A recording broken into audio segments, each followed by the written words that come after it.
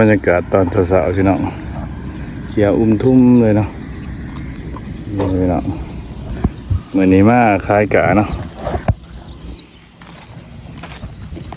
สบายดีสวัสดีพ่อแม่พี่น้องเบิร์ดทุกคนนะมาพบมาพอกับบ่าวสกลคนหมักมวนพี่น้องหลังจากบ่าวสกลลงคลิปไปเนาะกับคนกับบ่คอยเบิ่งพี่น้องห้องกะนี่คือจากท่อนะพี่น้องกับเฮ็ดเวียกกับเมื่อยเนี่ยเนาะลงคลิปไปว่าเก็บเงินมาสิไปหาน้องสาวเนี่ยพี่น้องมาสิไปวันที่18 19 20เนาะมื้อนี้ก็วันที่19แล้วพี่น้องกะฮันเลเนาะพี่น้องเนาะฮันเลเนาะหรือว่าฮันเลเป็นภาษาเกาหลีพี่น้อง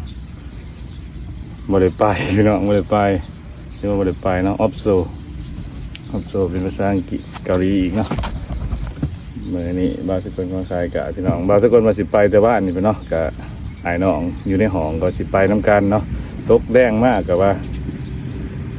ต่างคนกับว่าเมียให้ไปแผ่นให้ไปพี่น้องบ่าวสกลมาสีเดินทางไปผู้เดียวกับ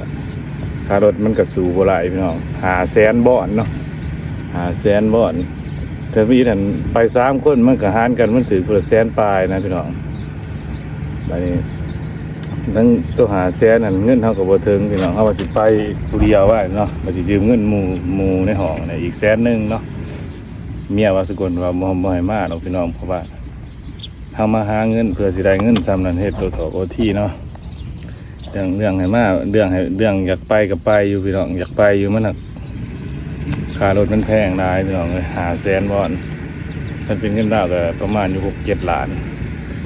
ขี่รถ3 ชั่วโมงอันนี้เฮาก็เนี่ยก็ว่าบ่ต้องมาดอกเอ้ยเงินตัวฝากส่วนนั้นก็ป้าไว้เฮ็ดนั่นเฮ็ดนี่เนาะก็แม่นก็เพิ่นพี่น้องเพิ่นมาหาเงินอดเอาขึ้นฮอดก็อดเอาเนาะพอทุกคนก็ขึ้นฮอดเพิ่นก็ขึ้นฮอดเนี่ยอันนี้พอทุกคนตัดสินใจก็บ่ไปให้น้องในห้องบ่ไปนำเด้มีไป3 คนไปว่าบัดนี้เฮาก็บ่ได้ไปเฮาก็ไปเฮ็ดเปียกนี่แหละพี่น้องเอ้ยการขึ้นฮอดกันเนาะมันหาแห้งเฮาบ่ถึงเงินบ่ถึงก็ได้บ่ได้ไปหากันพี่น้องบรรยากาศมื้อนี้มาขายกะเพิ่นกันอยู่บ้านเฮานี่พอกันซื้อเลยพี่น้องอันนี้เป็นราคาเลยพี่น้องแผ่นหนึ่ง5,000 บาทเนาะกันเป็นเงินดาวกับป้านอยู่7-80 พันแผ่นหนึ่งนี่เอาออกสิ1,500,000มีมาขายกา2 คนพี่น้องมื้อนี้เฮามาเฮ็ดอาละไหวเนาะเพราะว่าเฮาดีเดพี่น้องผักเบียกก็ได้มาเฮ็ดถ้าแกเพิ่นพามาเนาะแพ็คเลยก็สิเลี้ยงตาด้วยไปติดตามติดชมเหมือนกันพี่น้องถ้ามีโอกาสเหมาะๆพุ่นนี่เนาะถ้ามีโอกาสเหมาะๆพุ่นนี่เฮาจังสิได้ไปอีกตัดสินใจไปอีกเดือนหนึงย่างเดือนหนึงพี่น้องนี่ก็ครบวันที่19มื้ออื่นก็เบิดเดือนเนาะก็เริ่มย่างเดือนหนึงเฮาก็สิได้เดินทางกลับลาวพี่น้องทางเมืองเดือนหน้าเนาะเดือนสิมาบางแผนอยู่อยากขอผู้หาไปกับไอ้น้องนะไปจักมื้อนึงก็ดีพี่น้องไปกลางคืนมามื้ออื่นตอนแรกนะก็ว่าเฮาพักเฮาเฮ็ดเวียงมื้อเนาะหาโมงแรงเฮาก็ไปนะไปอยู่จักคืนนึงแล้วก็ตอนแรกหาโมงมื้อใหม่ก็มานะไปแน่นั้นบัดนี้บ่สิวางแผนไปแน่เนาะโอ้ยทางเนาะน่าสิได้พอกันอยู่แล้วพี่น้องมันจักสิบ่เอาเลยพี่น้องเอ้ยความขึ้นฮอดเนาะโทรหากันคู่มือเมื่อยมาสู่อยู่เกาหลีเป็นว่าอดเอาเฮ้ยมาสู่จัก2-3 ปีเฮาชีวิตถูกวิทย์ยากหรอกสิมีคือหมู่ก็สู่ไปนี่พี่น้องเอ้ยยังบ่อยากกับพอได้ที่เฮาวางแผนไว้แน่เนาะในสวนได้ยังแหละก็ได้มีธุรกิจน้อยๆเฮ็ดตอนนี้เขาก็มาซื้อเรื่อยพี่น้องเอ้ยกะเนาะว่าหน้าเป็นประโยชน์ให้ครับตอนนี้ไม้มาเลย100 ตาดนี่นับตัวนี้ไปกับตัวเขาเอาขึ้นไว้ไม้ไหวหลังจากแล้วก็คนหลังจากแล้วก็เลี้ยนถาดเป้ามันใส่ผ้าเด็ดนี่ระเบียบตัวเดียวกันพี่น้องเลยมาห้องสีเนาะตอนนั้นว่าสกุลมาผลิตอย่างเดียวผลิตเด็กเดือนไปก็มาขาย อีกผู้หนึ่งมานำกันหันมาเป็น10 วันนะพี่น้องมาทุกคนต้องการเดินมาเพราะว่าเบียดมันลายเนาะหยาดกันนะคนนะพี่น้องส่วนนี้เนาะส่วนพักบัวพวกกระเทียมช่วงนี้พักบัวก็เริ่มเบิดแล้วพี่น้องมีแต่กระเทียมมันนี่ขัดกระเทียมอยู่ห่มหรือว่าอยู่ห้องงานนะบัดนี้ยังจะคล้ายเลยอ่ะพี่น้องมาเรียนภาษาโน่นร้านไหนก็สลิดมาใส่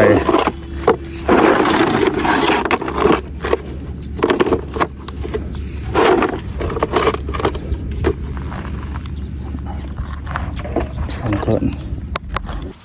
นี่ละหลังจากเรียนแล้วมาขายเนาะขายแต่ก็เรียนซับไปซับหน้าเลยข้าเป็นหนังสือเนาะ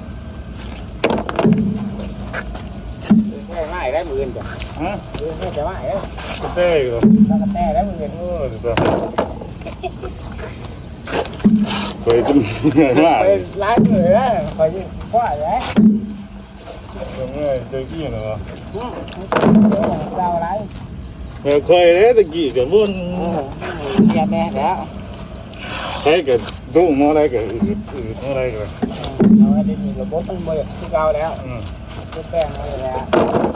เปลี่ยนแปลงเขาก็จะง่ายหรอก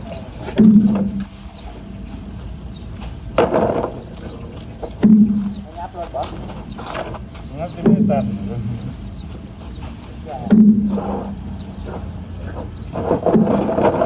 งับ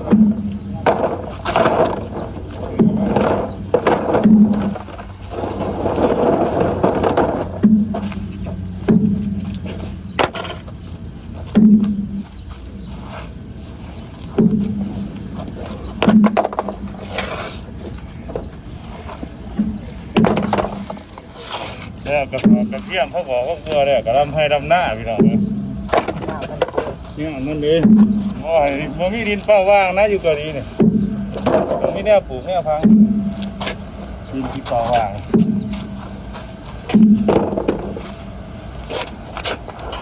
เปล่าวันจะมองเลือดตัวยังมองยังไม่ไหลเขาเลยมันเป็นผู้เป็นยังไงที่ร่วงมีซุป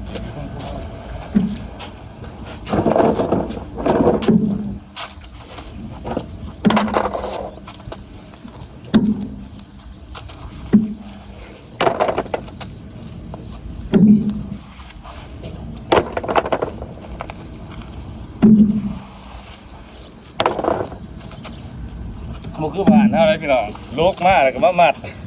ยังเอาเป็นแท่นเด้อหรือว่าต้องใส่ตาแน่เลยว่าก็แทนหนึ่งแต่ซ้ำสองสมัดไปข้างนอกต้องสมัครการให้หมดแล้วแท่นหนึ่ง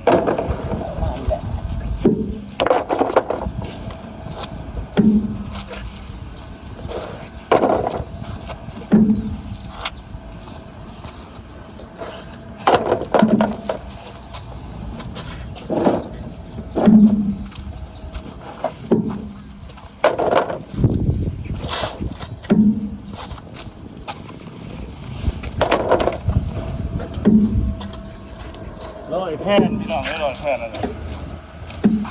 สลิดแผ่นก็หาแซมบอดนี่เนาะแค่ไม่หาครับ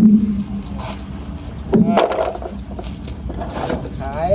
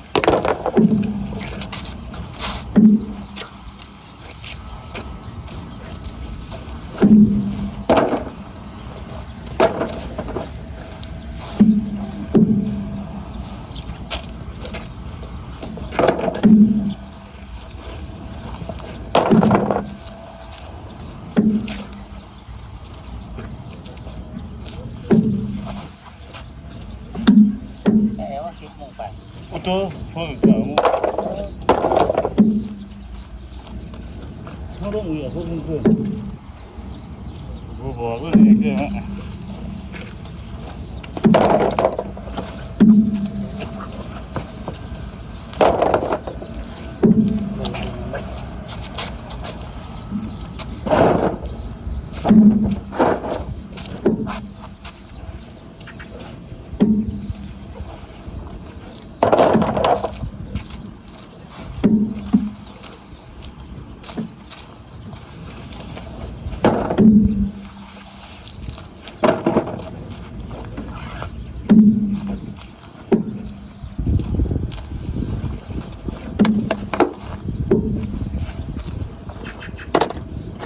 พี่น้องเอ้ย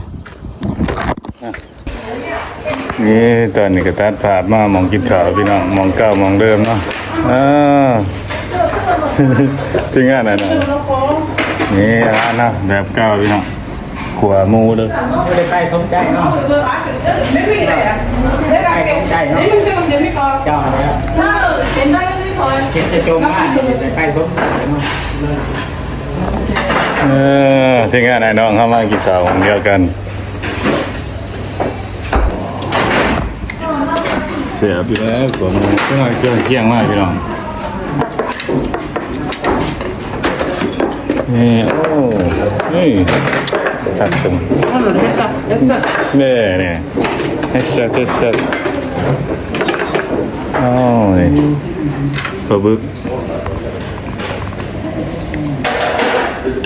มันไม่ยังปะ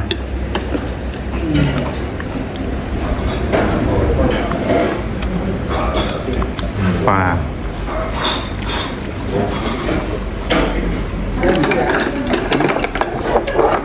เนื้อย่างหมูแดง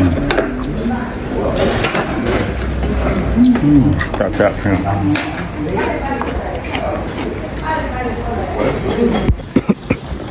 ยังอยากกินข้าวเลยอ่ะพี่น้อง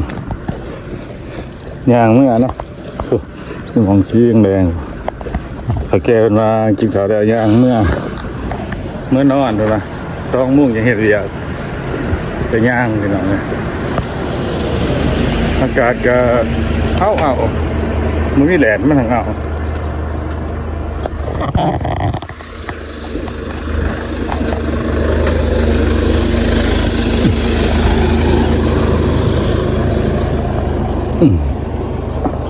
ทำไมดำหน้าเดี๋ยวไปเลยเขียวกลุ่มนั่งกับประเทศดำไปเดี๋ยวว่าสักคนผักผ่อนตอนนี้กัน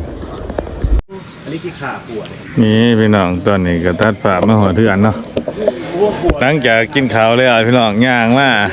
ไป11 หมองนอนจน2 จนบ่าย 1 บ่าย 1 ครึ่ง 2 โมง